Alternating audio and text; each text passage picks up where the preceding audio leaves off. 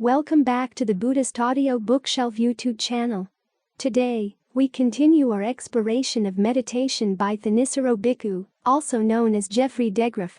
Your support is greatly appreciated. Kindly like and share this audiobook to extend its reach, enabling more individuals to access its profound wisdom. Remember to subscribe to our channel for instant notifications when new content is released. Together, we can propagate the teachings of meditation and mindfulness, nurturing a community focused on enlightenment and inner serenity.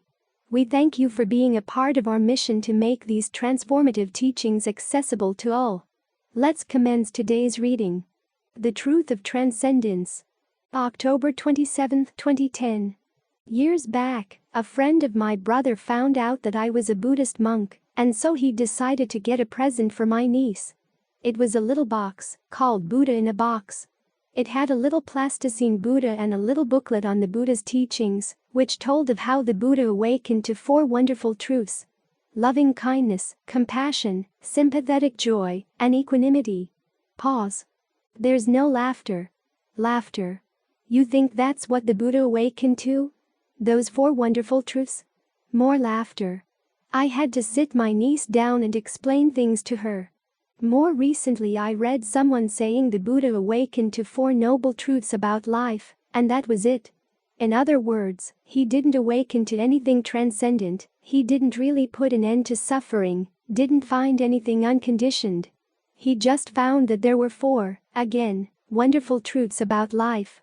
And that's not true either.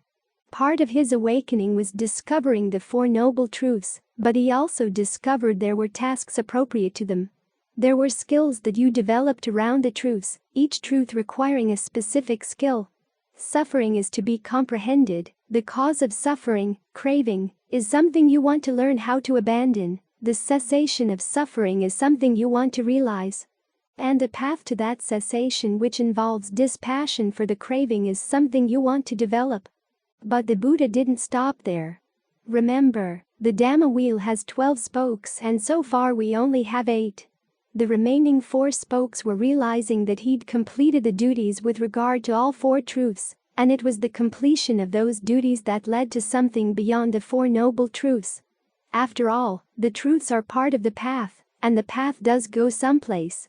If the Buddha didn't have a goal, he wouldn't have used the image of the path. There is a total end of suffering, there is a total release, and it's totally unconditioned. Another teacher I was reading said that release is something conditioned.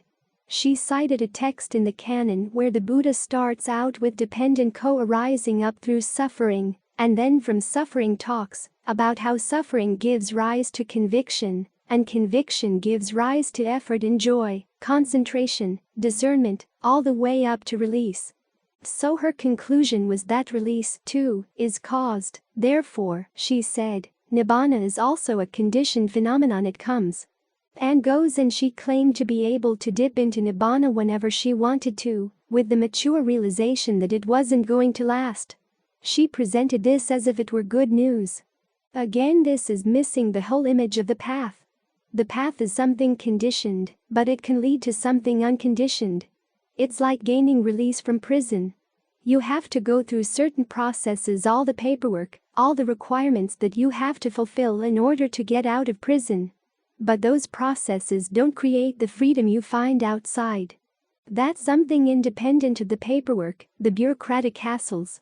The paperwork gets you there, but the freedom isn't caused by the paperwork.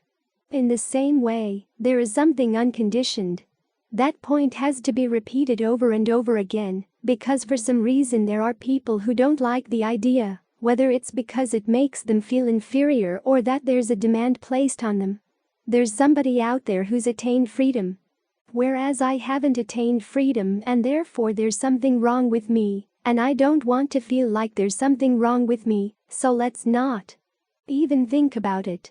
And that's just setting the bar so low that there's no such thing as accomplishment, no such thing as attainment, which is not a gift in any way at all. But the path was the Buddha's gift to other people. He found the path to totally unconditioned freedom, and he was able to teach it. He showed the way. As in the Thai word Ninam. Nay, he was able to advise, and Nam, he was able to lead you there. show you the path, show you by example that this was possible. So even though the issue of an unconditioned freedom may not be your immediate problem right now as you're meditating, if there were no freedom, it would be a big problem. It would shut the door on any hope of a total release from suffering. We'd be stuck here, and how that could be good news, I have no idea. The real good news is that there is an unconditioned. And, through your efforts and through your desires and through your attempts to achieve mastery, it can be attained. There is an end to the work we're doing here. So don't confuse the path with the goal. The path is one thing, the goal is something else. And part of the path is understanding the Four Noble Truths and learning how to use them. That much is true, but it's not the end. We want to learn how to see things in terms of the Four Noble Truths, so that we can apply the duties and master the skills. Now, this is a very special way of seeing things. It doesn't come automatically. In some of the texts, the Buddha starts right out with the Four Noble Truths, but in others he has to work up to them. Basically, he starts out with what's called mundane right view, which essentially is belief in the principle of karma, your actions. That your actions really do make a difference, that the quality of your intentions really does determine the quality of the results. There are good and bad actions leading to good and bad results. A lot of us resist this teaching because as soon as we think about our past actions having results, we think about all the bad things we did and say, oops, they're going to come and get me. But that's not how the Buddha introduced the topic of karma. When he was talking about mundane right view or the principle of karma, he'd start out with generosity and gratitude. The phrasing is, there is what is given, there is what is sacrificed, there is what is offered. It sounds strange, but he's basically pointing out that giving does constitute a meritorious act, and for two reasons. 1. You do have choices, and this is probably the essential part of the Buddha's teachings on karma, on action. That you have choices, that things are not determined totally by the past. The results of past actions are going to crop up, but given the range of things that can crop up, you have choices in any one moment as to whether you're going to shape those experiences in a skillful or unskillful way. So when you give something, it's because you've made a choice. You weren't forced to give. The second reason for why giving is meritorious is because the action of giving does have results. It does lead to positive states of mind, positive conditions that have real value because people have value. People have value because they can make choices. As for gratitude, the Buddha starts out by saying, there is mother and father. This was in opposition to a belief that you didn't have any real debt to your parents because, in giving birth to you and raising you, they just were acting under totally predetermined forces, so they had no choice in the matter. You came out, and that's it. It was just a mechanical or a biological process. But once you realized that your parents had choices, they had the choice to give birth to you, they had a choice to let you live, and in many cases they taught you how to speak, how to walk, raised you. You have a huge debt to them. Even if they didn't raise you, even if they abandoned you at birth to be adopted by somebody else, at least they gave you the body you have. They didn't abort the pregnancy. So there's a debt to them, a debt of gratitude. Gratitude here, meaning an appreciation of the goodness that other people have done for you. The fact that the happiness you have depends on the skillful choices that other people have made. There's a debt that goes along with that. And there's a lesson as well. That we depend on the goodness of others in the hard choices that some people have to make. If we want goodness to continue in the world, we're going to have to learn to make hard choices as well. We can't just assume that whatever comes easy is okay. Sometimes you have to make the hard choice to go out of your way to do something you know is really good, really helpful, even though it requires sacrifices. So that's how the Buddha introduced his teaching on karma, on action. There is goodness in the world because people can choose. Then from those principles he'd give what was called a graduated teaching or a gradual teaching. He'd go through various topics starting with generosity and virtue, and then the rewards that come from generosity and virtue. He'd talk about heaven, which is another part of the teaching on karma. There is a life after this one, And the actions we do in this lifetime bear results now and on into the future. If the actions are good, they can open the way to heaven. But heaven isn't permanent. You have some good times up there, sporting with your fellow devas, and then you have to fall again, and when you fall hard. There were a couple of people I knew in Thailand who were constantly dissatisfied. You could never do enough for them. And Ajahn Fuang made a comment about them once, saying that they were devas in a previous lifetime, and they don't like being human beings again, because it's a lot harder and a lot less fun. So there's a danger, there are drawbacks to even the good rewards that you would gain from generosity and virtue, as you wander through various states of being and becoming. It was after coming to these drawbacks that the Buddha would talk about the rewards of renunciation, looking for a higher happiness, trading in the happiness that comes from generosity and virtue, for the sake of a happiness that's more lasting, that comes with giving up your desire for sensual pleasures, and looking for something deeper inside, more lasting inside. Once you'd seen the rewards of renunciation, you'd be ready for the Four Noble Truths, which require a willingness to turn around and look, even when things are going well, to remind yourself that these things that are going well are not going to go well forever. And is that really satisfactory? There's always going to be a hitch, there's always going to be something impermanent. There's always stress even in the pleasure. The second noble truth teaches that the cause for that stress comes from the craving that tends to go along with the pleasure. So you want to look for that, and to develop the qualities of mind that can see that craving and develop dispassion for it. This is why we develop all the different factors of the path, why we're sitting here concentrating right now, trying to be mindful, trying to get the mind centered, so it can find a pleasure that lies above the sensual pleasure. As the Buddha said, it's only if you find this pleasure that comes from stillness that the mind can get a better perspective on its sensual desires and genuinely let them go. So here you are, cultivating the desire for a higher pleasure, which is perfectly fine. It's part of right effort.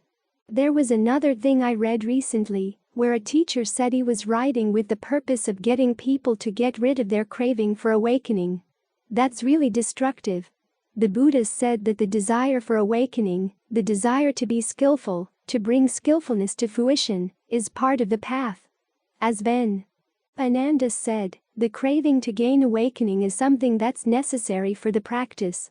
So we're working on this desire to create a better state of mind, a more solid state of mind, both because it gives a higher pleasure, and because it puts the mind in a better position to see its movements, to see exactly where is that movement of craving. What does it look like? How do you recognize it? Where is the stress?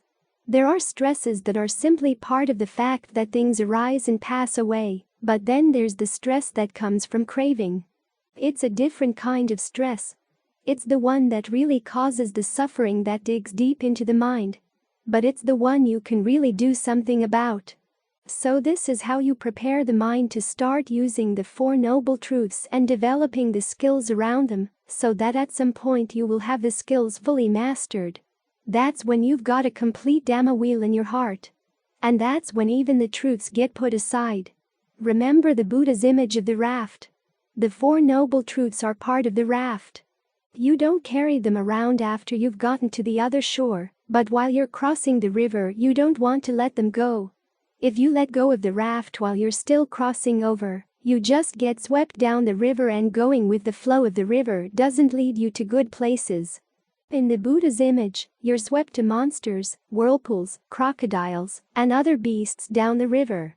So we hold on to the raft to get across, which means holding on to the path, onto all the factors of the path. But it's always good to have in the back of your mind the conviction that this will lead to a dimension of true freedom, total, ultimate, where you won't need to hold on to anything.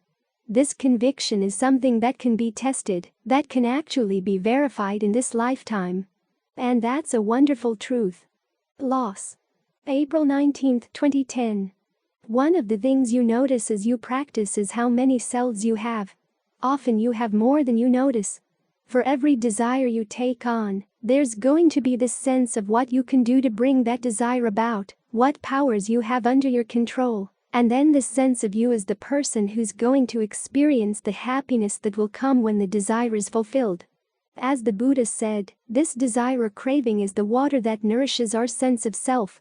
It's what provides the location around which each sense of self develops. That holds true for every desire we have. Sometimes we have a desire for food, sometimes for shelter, for friends, for relationships, for all kinds of things. And we have a sense of self for each of those desires. Especially when we suffer loss of someone or something we thought we had. Something we did have for a while, but wasn't really as much ours as we thought it was. It's not just the loss of that thing or that relationship. There's a strong sense that we've lost part of ourself, one of ourselves. This is very central to the Buddha's teachings on suffering. It's one of the main causes for suffering. And it goes deep. Once King Pasenadi was talking to the Buddha and one of the aides from the palace came to him and whispered in his ear, saying that Queen Malika had just died. The king broke down and cried, so the Buddha said to him, "Did you ever think that she would live forever? How can we have it in this world that the things and people we love don't pass away?" But then he goes on to say to the king, "As long as you feel that there's a value in giving expression to your grief, go ahead. But there will come a point when you realize it's self-indulgence." At that point, he added, "You have to realize that there are other desires, other duties you have in life, and you can't abandon those just to keep on giving expression to your grief." In other words, there are other parts of yourself or other selves that have to keep functioning. That's where his first comment comes in. To remind a king that loss is not happening just to him. It's universal. This is one of the bizarre things about grief. You would think that thinking of the grief experienced by everybody in the world would make your own grief even heavier, but it doesn't. It actually takes a lot of the sting out as you realize, it's not just me. This is built into the way things are. The reflection we often recite, "I will grow different, separate from all that is dear and appealing to me." That's actually only part of the reflection given in the canon. That part of the reflection is for the purpose of inspiring a sense of heedfulness, reminding you that you have to be skillful in what you do and in the desires you foster, choosing which ones to foster and which ones to put aside so as not to put yourself in danger. But then the Buddha encourages you to go on and remind yourself that it's not just you, it's everyone. Man, woman, and child, layperson and ordained, now, in the past, and in the future. Everyone is going to grow different, separate from all that is dear and appealing to them. As the Buddha said, that inspires in you a different motivation, the motivation to get on the path. In other words, you develop a new self, a self that really does want to find a way out of all this turmoil, all this repeated suffering. The emotion here is samvega, the sense of terror over unending rebirth and re-death, and a sense of urgency in finding a way out. In another context, he calls this sense of urgency renunciate grief as opposed to householder grief. Householder grief is when you don't get what you want in terms of sights, sounds, smells, tastes, tactile sensations, and ideas. That sounds pretty abstract, but it actually includes all our relationships and dealings with the world as a whole. After all, that's what the world is. The range of experience through the six senses. And the skillful cure for that grief, the Buddha says, is not trying to find householder happiness in the senses. It's to conceive a different kind of desire, the desire to find a true happiness inside that's not going to leave you, that's not going to change. The realization that you haven't got there yet. He calls that renunciate grief. Now, renunciate grief is good because it's what gets you on the path. Trying to find an escape from householder grief by searching for householder joy ends up in nothing but repeated disappointment. If you gain a little householder joy, its causes will have to change, and then you're back with householder grief again. What you want is a dependable joy, which is what renunciate joy can provide. But the quest for renunciate joy starts with renunciate grief, realizing that there is a goal that can be attained and you haven't gotten there yet. That grief has to be encouraged and accompanied by pasada, confidence that there is a way out, that you can find that way out, and that you have what it takes to go all the way. In other words, you take the conceit that lies at the center of grief and you point it in a new direction. There's a story where Ven. Saripada's talking about how he'd reflected one day after meditating, is there anything in the world that, in changing, would cause grief to arise in my mind? And the response was no, there's nothing. Then Ananda, who was listening in, immediately asked, well, what if the Buddha passed away? Wouldn't you feel grief then? Saripada said, no, he'd reflect that it's a sad thing that someone who was so useful for the world had to pass away, but it wouldn't cause any disturbance in his mind. And Ananda's reaction was interesting. He said, it's a sign that you have no more conceit. Because that, essentially, is what the grief is. It's a wound to your sense of self or one of your senses of self. But the cure is not to abandon conceit entirely. You can't do that right away, for you'd have no sense of self to support your practice. So you turn your conceit into renunciate conceit, reflecting that other people have found a way out, and many of them started out in situations worse than yours in terms of their strengths, their weaknesses, their inner and outer qualities, but they were able to find their way out. They could do it, so can you. You take that conceit and you put it to a good purpose. You create another sense of self, a sense of self that aims at true happiness. This is a sense of self you want to encourage and nourish. You develop a sense of responsibility, a sense of confidence and purpose. You can begin to marshal all your different senses of self in this direction, because it's not the case that once you're on the path you'll have only one desire. We live in a world, we have to deal with people, we have to deal with situations, we've got bodies we have to care for, we're social animals, so there are going to be other desires as well. But you have to learn how to marshal them and really look at them. Which desires are pulling you away from true happiness, and which ones are actually helpful or at the very least not obstacles on the path. That right there involves a kind of shedding. Shedding the desires that pull you away and shedding the selves that go along with them. This is why it's sometimes very difficult, because we have a strong identification with certain desires, certain aspirations, certain aims. You have to reflect. If we don't let go of these things now, no matter how much we like them, no matter how intimate they are, if we don't let go of them now while we're focused and mindful, the day will come when they'll be pulled away from us when we're in no shape to let go of them at all. It's going to be as if part of you has been ripped out of you. So you reflect on the fact that everybody has to do this. It's not just you. And that allows you to look at the whole issue of where you're looking for happiness from a broader perspective. The broader perspective helps to take a lot of the sting away. Wherever there's loss in life, you have to reflect that the important things have not been lost. The story of Ananda and Saripada continued, and it turned out that Saripada ended up dying before the Buddha. For some reason, there's a Mahayana version of the story in which the Buddha says he lost his sense of the directions. He was so upset that he'd lost Saripada and Moggallana. But that's really an insult to the Buddha. It's pandering to people's ideas of the importance of their emotions to slander and betray the Buddha in that way. The actual story is that Ananda was the one who was upset when he heard of Saripada's death. He went to see the Buddha and complained that he had lost his sense of the directions when he learned that Saripada had died.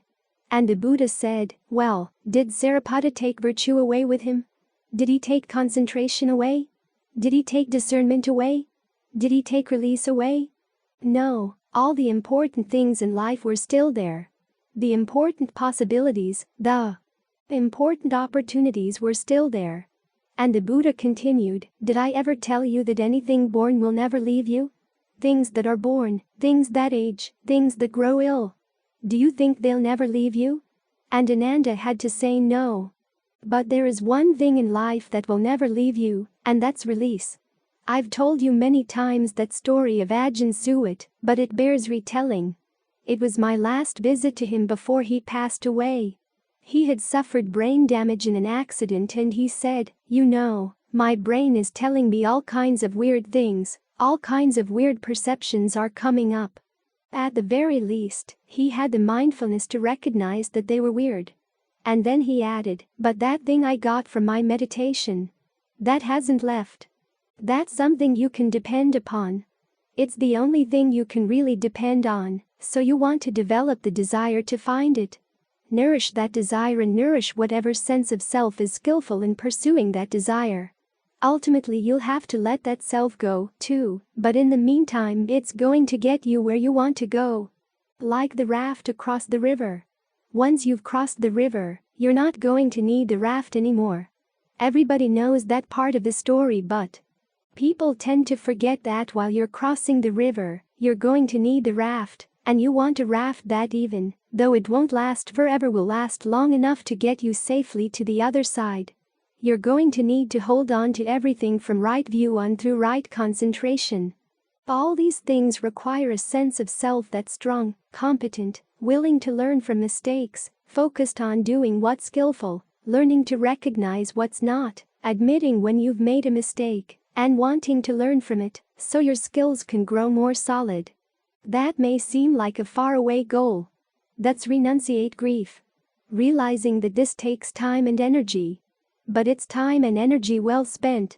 When you think of all the time and energy that has been wasted in your life and your many lifetimes, it shouldn't seem too much to put energy into this goal that doesn't lead to disappointment, doesn't lead to loss. It's the one thing that, when you attain it and you have to let go of this sense of self that got you there, you don't let go of it with regret. You let go with appreciation and joy. Don't worry, be focused. December 27, 2011. In several passages in the canon, the Buddha says that the main thing to keep in mind if you suddenly find yourself approaching death is not to worry. Now, he's not saying don't worry about the state of your mind, or don't worry, everything is going to be okay, or don't worry, be happy. He's basically saying don't worry, be focused. Stay centered and still, because the mind is going to grab at things if it hasn't been trained. If you've been responsible for various things in your life, you suddenly realize you can't be responsible for them anymore. If you're attached to certain things, you have to let go, and for the untrained mind that's very difficult. You're going to flail around, trying to grab onto things that you can't grab onto anymore, and to weigh yourself down with concerns about things you can't be responsible for anymore, which is why you have to practice ahead of time. As Ajahn Fuang used to say, when you meditate, you're actually practicing how to die. You drop all your other concerns and focus on the state of your mind. While you have a breath to focus on, you focus on the breath as a place to gather the mind, and then you try to make sure that it doesn't go sticking its arms or head out like a turtle. A turtle is in its shell, there's a fox outside, and the turtle knows that if it sticks its head out, or its tail, or any of its legs, the fox is going to get it, so it has to stay inside its shell. This is a skill you have to practice because it's so easy as you tell yourself you're going to stay with the breath for other members of the mind's committee to have other ideas. Here you've got a whole hour. You could think about all kinds of things, and as soon as your mindfulness lapses, or your alertness lapses, there they go. The mind goes out for two sorts of reasons. One is because of misunderstanding, and two, something's wrong with your energy. Now, if it's a case of misunderstanding, the mind tells itself you would really rather think about this, or you've got to think about that, whatever. You have to learn to reason with those voices, to tell them, no, this is not the time for that. No matter how compelling the worries may be, you have to learn how to say no, no, no, we can't go there right now.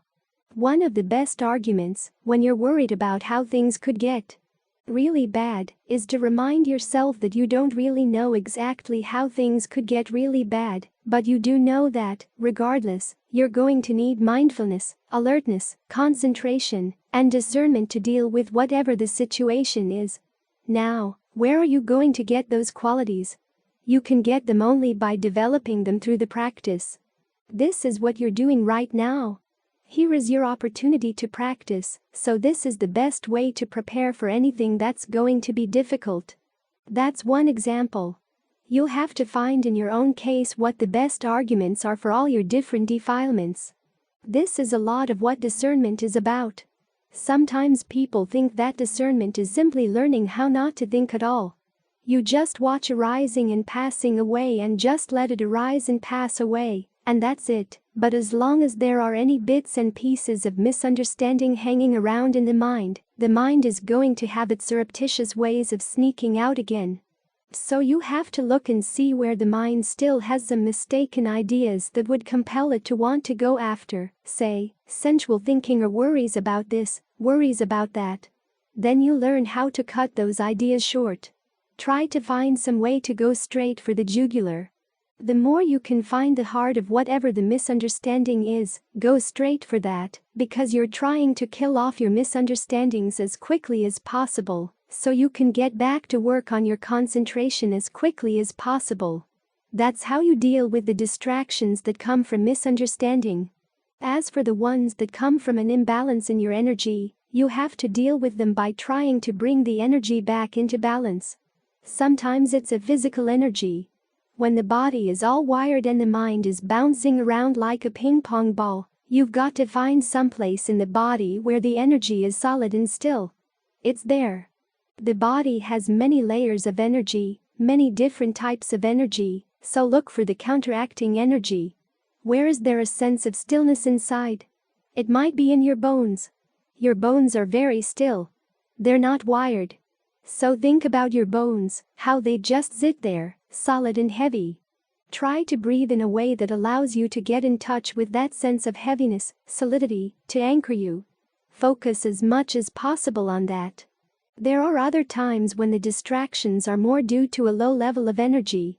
A lot of the distractions come because you're just too weak to keep things in mind. You've been working hard all day. The mind feels weak. The body feels weak. And thoughts are just wandering all over the place with no specific purpose.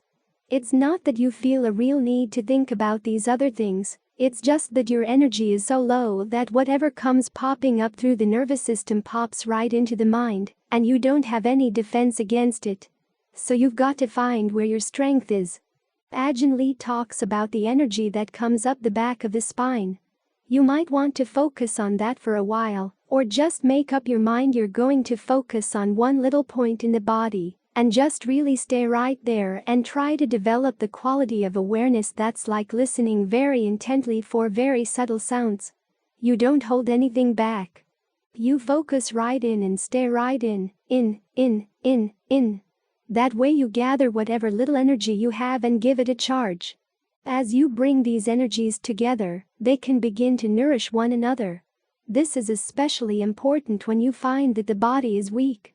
When you're working with the breath and the body is still functioning, you find that there are different sources of energy in different parts of the body you can draw on.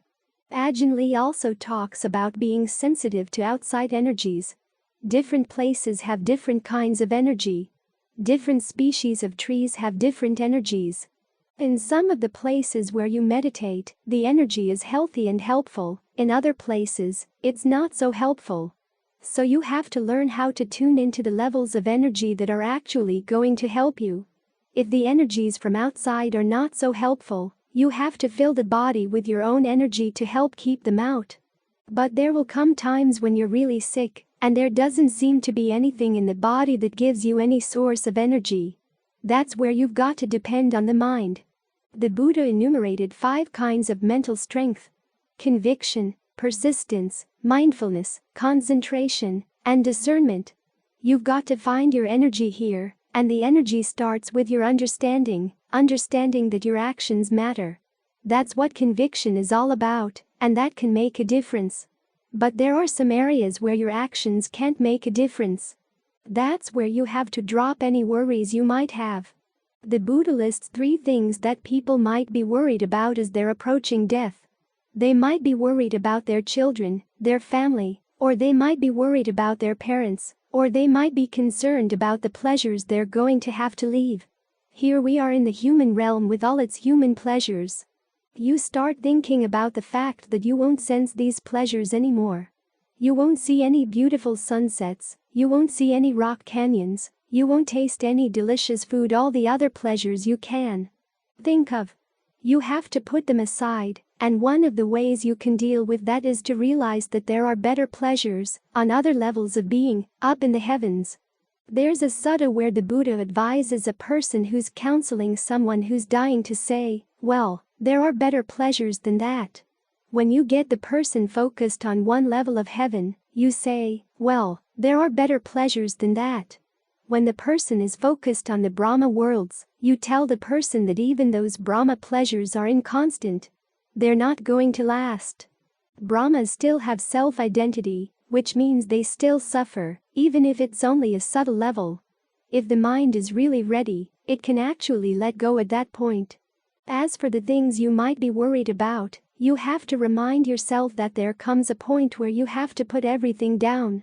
You can't carry the world around, or as they say in Thailand, you can't hold up the sky forever.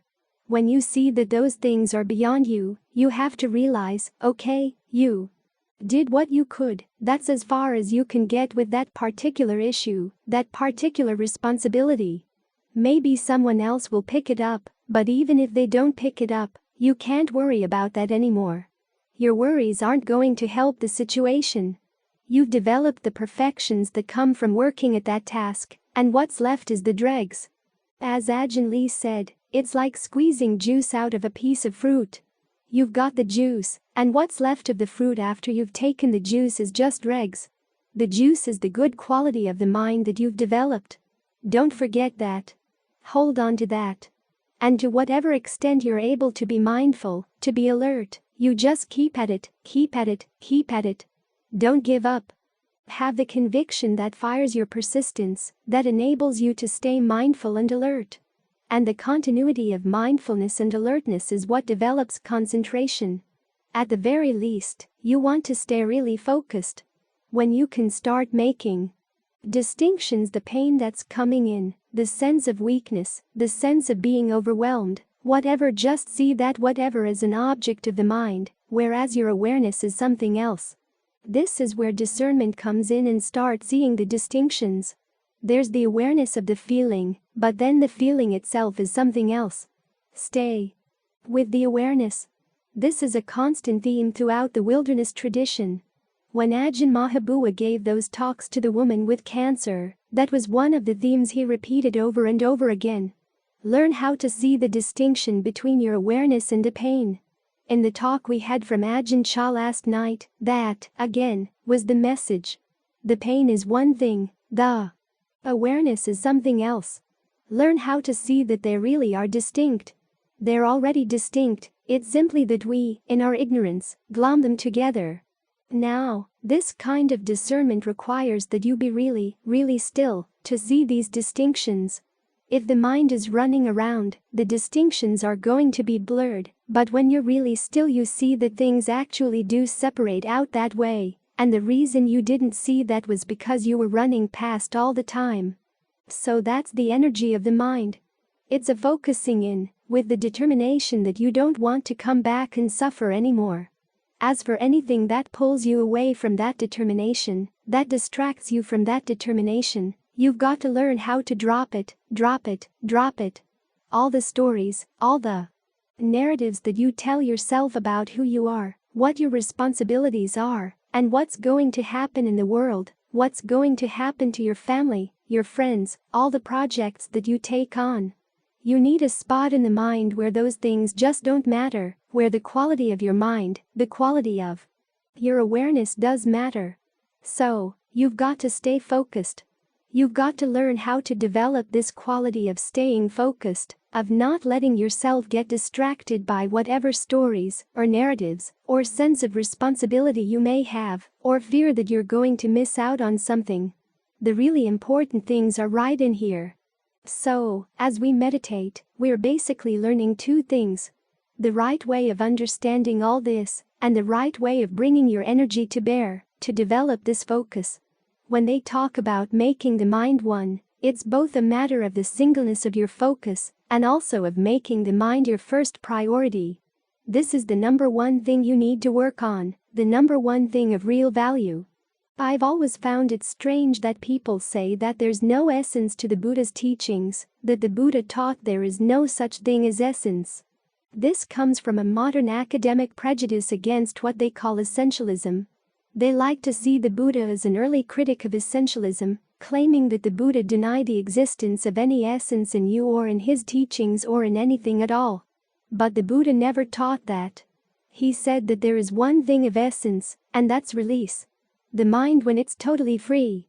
That has true value, essential value. So, when you're making your mind one, it's both to bring it all together and to make that sense of release its one object, its one priority. That's what this practice is all about. Recollecting the Devas. September 28, 2009. There was a monk back in the early part of the 20th century, Kruba Srivachai, who was well known all over northern Thailand. He sponsored many construction projects and was responsible for getting lots of temples built. Bridges were built, even the road up to Doi Suthup was built by volunteer labor under his direction. Someone once asked him why all the projects he set his mind to succeeded. He answered that it was because he chanted the Mahasamaya Sutta 3 times every day. The Devas liked hearing it, and so gave him their behind-the-scenes help with his projects. During my early years in Thailand, I happened to hear that story. I mentioned it to Ajahn Phuang. We were about to build a chiti at the monastery, and so he asked me to chant the Mahasamaya every day, and he chanted it every day. Even though at that point he was into his 60s, he was able to memorize it. And it became the basic chant at the monastery, the theory being that the Devas would offer their help to the project because they liked to hear that their names were still remembered. That's what the Mahasamaya is. A list of all the Devas who came to hear the Buddha one night. He said that almost all the Devas in the universe were present. Nothing much happened, except that at one point the Garudas came and saw the Nagas there. They were about to swoop down on the Nagas, but the Buddha forged a truce between the Nagas and the Garudas. So the Nagas like to hear this sutta as well. This is something we can think about in terms of the recollection of the Devas, which is a meditation exercise that very few people practice. But it's a useful practice for several reasons. 1. It reminds us of the possibilities out there. People sometimes have visions when they meditate, and beings sometimes appear in the visions. If you had an impoverished cosmology like we have here in the West, you would either think that you were going crazy, or that the being was either an angel or an agent of the devil. But there are many more possibilities than just that. There are all kinds of beings out there. You don't want to show them any disrespect, because if you're out in the forest and beings appear in a vision, then if there really are beings, you don't want to offend them, for they could cause you trouble. You want to treat them with good courtesy. On the other hand, though, you don't have to regard them as a force of evil, and you don't have to regard them as reliable guides. They're just neighbors you want to get along with. This is another area where the Buddha follows a middle path. Just because people have become spirits doesn't mean they know what they're talking about. And just because you can't figure out where these beings are coming from doesn't mean that they're necessarily evil. So you're polite with them, but you don't have to fear them or worship them. Ajahn Mun offered a good example in this regard. One of his amazing accomplishments was his ability to rediscover a great deal of the practice, in many cases almost all on his own, out in the forest. An ordinary person out alone in the forest like that could easily go crazy, and yet he didn't. He had a lot of visions in his meditation, many more than his teacher, Ajahn Sao, but he realized it wasn't that he was somehow a better meditator than Ajahn Sao. It was just that he had this particular temperament and these particular problems. He regarded them as problems, but also as potentials. The biographies tell stories of how in his visions he would see devas who would come and teach him the Dhamma, tell him how he should practice, where he was lax in his observance of the rules, where he could be more precise. For example, there's one account about when he was doing walking meditation. Devas appeared to him and said, "Now, when you're doing walking meditation, don't gaze around, looking at the scenery. You're supposed to be focusing on your mind. So try to keep your gaze controlled." He reflected that that was a good instruction, so he gave it a try and found that it helped improve his meditation. This is the important point about how he handled those visions. It wasn't that he accepted everything he was told. Whatever he saw in the vision, he would then take it and test it, and consider whether it really was a useful principle in training the mind, whether it would make him more scrupulous, make him more observant, give better results. In those ways, the visions were a good thing. But it wasn't the case that he accepted everything that came in every vision. Otherwise, he would have gone crazy. Ajahn Fuang was another teacher who tended to have a lot of visions. He told me many times the two main points that Ajahn Mun had told him about visions. 1. When you have a vision, it's your private affair. You can talk about it with your teacher, but you don't want to go talking about it with other people. 2. You have to analyze it, to see what kind of Dhamma lesson the vision is teaching. Then you have to analyze it further to figure out whether that Dhamma lesson is useful. This is the same principle we use with everything in the practice. When you read a passage in the texts, there's number 100% guarantee that everything in the Pali Canon was said by the Buddha. So you have to test it. The Buddha himself encouraged us to test the teachings. His instructions to Gautami, his stepmother, and his instructions to Upali, the monk who was expert in Vinaya, all boil down to the fact that if you want to figure out what's really Dhamma and really Vinaya, you have to look at what kind of behavior it encourages, and what kind of results come from the behavior it encourages. If you find that it induces more passion, if it makes you hard for other people to support, or gets you entangled with other people, then it's not Dhamma. It's not Vinaya. If it leads to dispassion, to being content, to being unburdensome, that's Dhamma, that's Vinaya. So whatever comes up in your meditation, whether it's an idea, a voice in your head, or a vision, it all has to be tested. As for visions that don't pass the test, let them go. If beings appear in the vision, you treat them with respect. You treat them with good courtesy. Wish them goodwill. This is why we chant the Mahasamaya, as an expression of courtesy, and an expression of goodwill for the devas. But the habit of extending goodwill to anyone who appears in a vision is a good habit to develop in any event.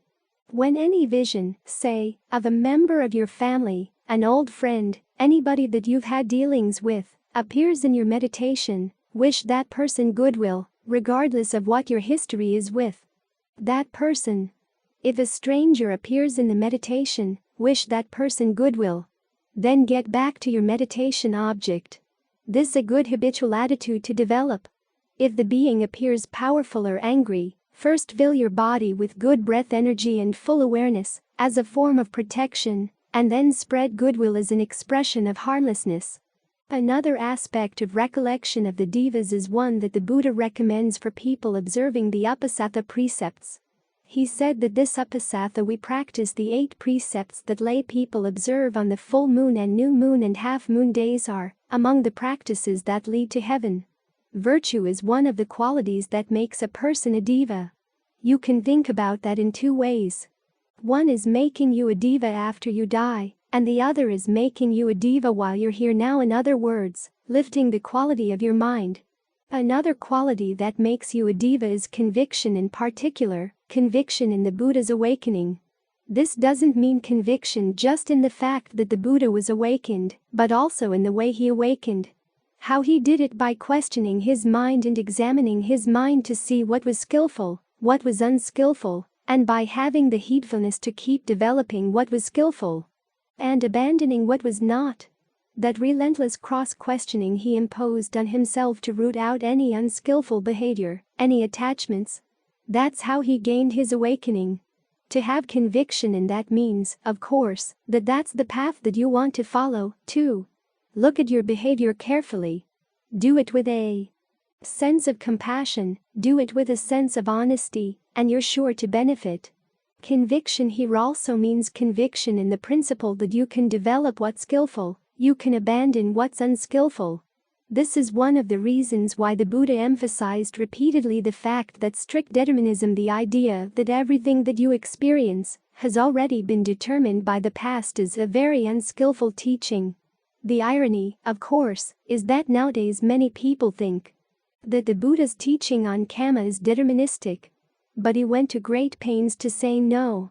He told the monks many times about his encounters with the Jains, his encounters with other deterministic teachers, and how, step by step, he refuted their teachings.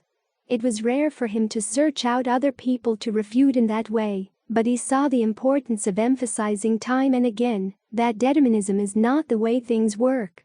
As he says, practice would be totally pointless if everything were predetermined by the past. So conviction also focuses on the principle that right now you can develop what's skillful and abandon what's not. Another quality that makes you a diva is generosity. This is the beginning of right view that there is what is given, which sounds almost too obvious to state. But you have to remember that back in the time of the Buddha, the issue of generosity was a controversial one. The Brahmins had been saying for centuries that generosity is fruitful, but you had to give to the Brahmins for the gift to bear fruit.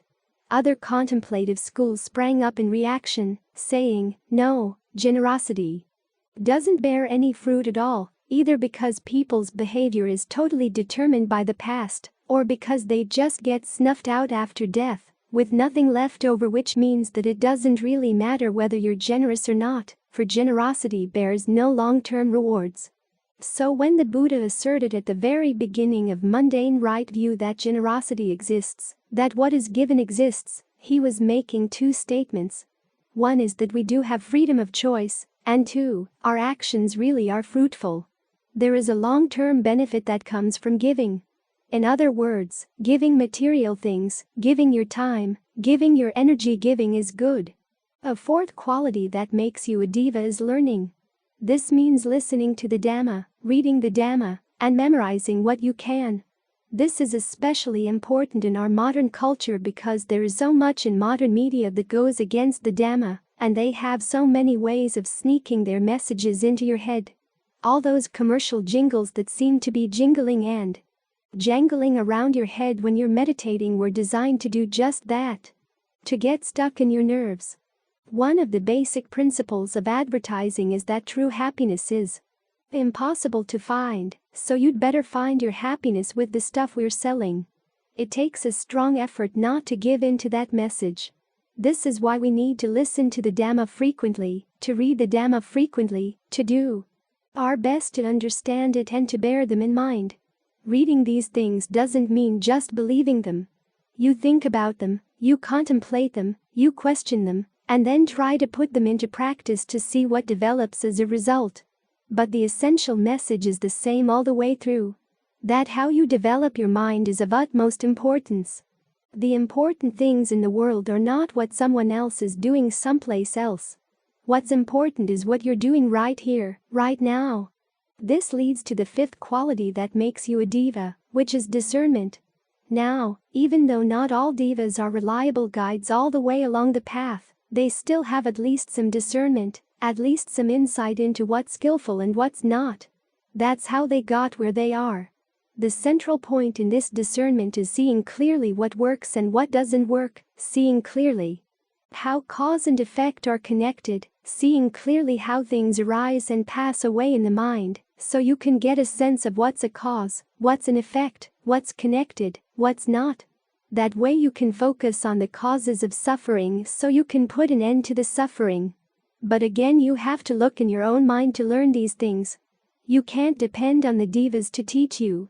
The canon contains some interesting stories about interactions between monks and divas. One is about a female diva who sees a young monk right after his bath in a river. He's standing on the bank of the river wearing only his underrobe, and she's attracted to him. She comes down and says, "Hey, you're wasting your time. Wait until you're old. Then you can become a monk." He says, "No, I'm not wasting my time. I'm putting my time to good use." A conversation ensues between the two of them, with a lot of Pali wordplay around the word, time, and she's confused. So he offers to take her to see the Buddha.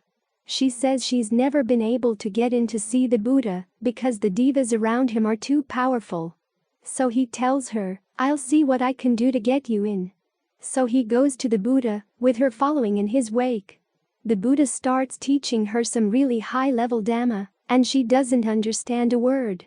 So he brings the level of his teaching down bit by bit, and finally, again, he says something very refined, very profound about the training of the mind, and then asks her, "What do you understand?" She says, "I understand that giving is good. Virtue is good." That's as far as she was able to get. So you have to watch out for divas like that. Some divas have a little bit of discernment that doesn't go very far. This is true even of the Brahmas. In another sutta, a monk gains a vision of some divas in his meditation, so he asks them, essentially, where does the physical universe end? How far does it go? The divas say, we don't know, but there's another level of divas above us. Maybe they know. So he meditates some more and he sees those divas. He asks them and they reply, we don't know either, but there's another level above us. So he gets sent up, level by level, up through the diva bureaucracy. Finally he gets to a very high level of divas, and again asks them where the limits of the physical universe are. They don't know, either. But they say, there is the great Brahma, and sometimes he will appear in a great flash of light. So if a flash of light appears and you see him, you can ask him. Finally, as the monk meditates some more, the great flash of light appears, and there's the great Brahma.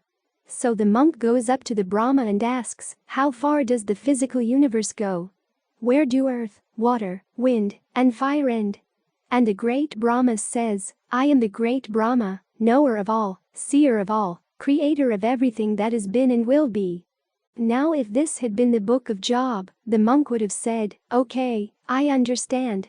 You're much greater than I am. And he would have left it at that. But this is not the book of Job. It's the Pali Canon. The monk says, that's not what I asked you. How far does the physical universe go? The great Brahma says, I am the great Brahma, knower of all, seer of all, creator of all, father of all that ever has been and will be. The monk again says, that's not what I asked you. Finally the great Brahma takes him by the elbow, pulls him aside, and says, look, I don't know. But my retinue here thinks that I know everything. It'd be a great disappointment for them to hear that I didn't know something like this. So he sends the monk back down to the Buddha. The Buddha tells him, you asked the wrong question. The question is, where does the physical universe find no footing? And the reply is consciousness without surface or consciousness without feature. The consciousness of the awakened one. So even the great Brahma has limits on his discernment. But this doesn't mean that the divas are all ignorant. There's another story about a monk living in the forest. He goes down to a pond of water to bathe and bends over to sniff a lotus growing in the pond. A diva appears suddenly and says, hey, you just stole the scent of that flower. And the monk basically says, oh, come on, that's not stealing. The diva replies, look, for anyone who really wants to purify his mind, even the slightest fault should appear as large as a cloud. In those days, a cloud that covers the whole sky was the largest thing imaginable. The monk comes to his senses and replies, well, gee, I guess you're right. Thank you for informing me. And if you see me making other mistakes like that again, please let me know.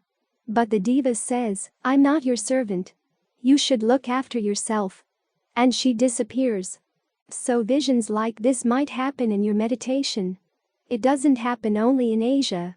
I know people who, especially here in the Southwest, have had lots of visions when they go to places like Bryce, Zion, or Arches spirits of Indians, the coyote god, a lot of spirits corresponding to Native American legends. Some of these meditators have no knowledge of Native American legends, yet they see many of the same things. So it's good to remember the basic principle for how you treat divas. You recollect their virtues. You treat them with respect. And then you take what you learn from them, and you put it to the test to see if it really is conducive to training the mind. As for the recollection of the virtues of the divas, that's useful if you want to raise the level of your mind here in present life. You don't have to wait until you become a diva. Ajahn Suwat did make a statement once, saying that when you're thinking about your next life, don't make a determination to come back as a human being. The human world is going to go through a lot of difficulties. It'd be better to take rebirth as a diva. The belief that divas can't practice is not true. There are lots of divas who practice. If they get the opportunity to hear the Dhamma, they can even gain the noble attainments. But for right now, focus on those diva virtues right here. How do you make your mind a diva mind right now? How do you make your actions diva actions? Focus right now on conviction, generosity, virtue, learning, and discernment, regardless of whether you have visions or not.